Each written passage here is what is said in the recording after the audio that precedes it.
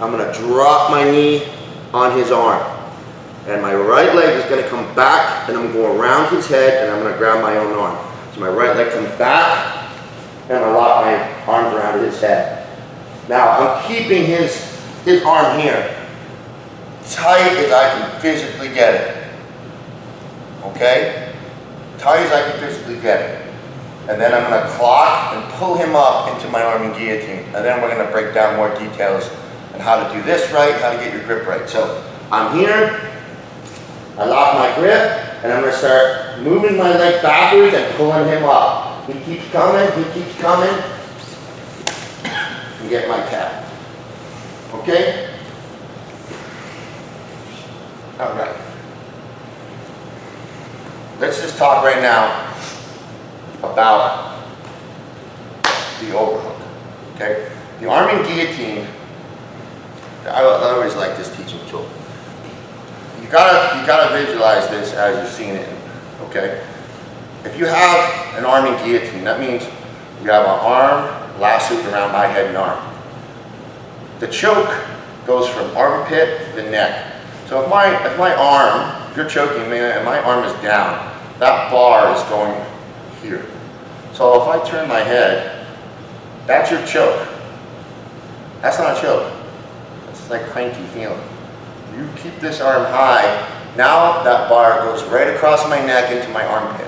That's like level. That's like there. That's what you need to have.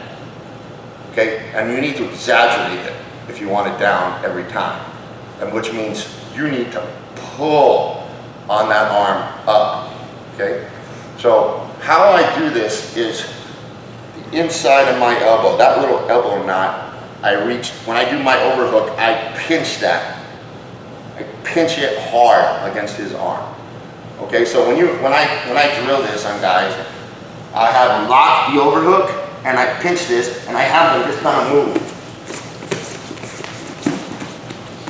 Okay, I'm dragging him. Just from that, I'm dragging him. When we do our finish, I focus more on squeezing this than I do on squeezing his neck. Because as long as his arm is up, he's going to choke. If his arm starts to come down, he's not going to choke. And if it gets down to your legs, he's going to pass you. All right, then you just got passed. It was worth nothing. So you've got to stay tight. All right? Now, getting into the grip. Most people like a good basic grip. This is good. Your grip normally will be if your hand was grabbing his chin and your thumb is on the base just underneath his Adam's apple, okay, or the center of his throat. So when you lock your hands are going to be here like this. Now, to do this properly, everything will be based on how hard you squeeze his head, okay? So just like I'm squeezing the arm tight, when I go around his head, I got to pinch his head.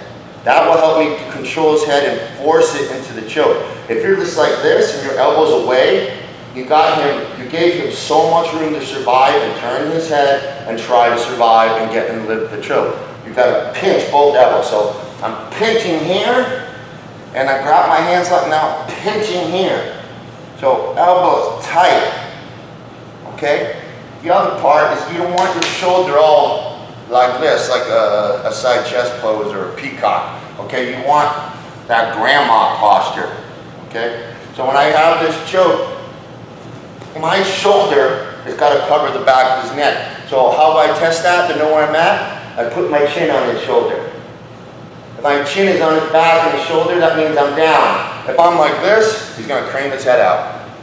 All right? Most people are willing to choke for only a few seconds. Some they'll choke until you put them to sleep.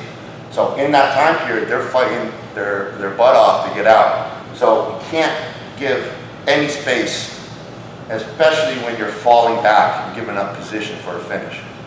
So here and here, okay, that's your choke grip. Now, if you're like an MMA fighter, sometimes the gloves will bite you in the butt when it comes to these kind of chokes.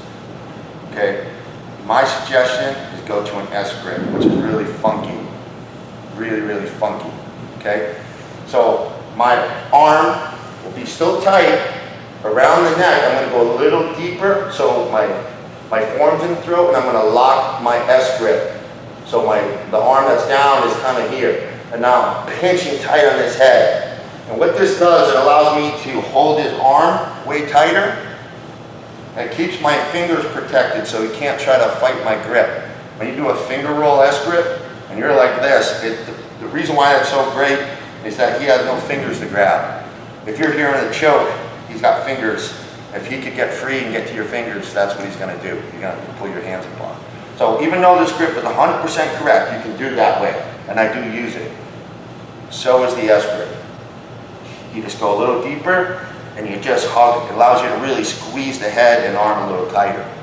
Okay? So with the gloves, I tend to do S grip. No gi, I'll probably be here, but I still do S grip. They both work. Okay? So that's the grip. Okay? Now the leg work. The leg work is important too. The way I do my arm and guillotine with the leg work is I always want to have a scramble out. I always want a way out. Okay, that's important. You always want to have a way out. Okay. So what I do is I'm okay with him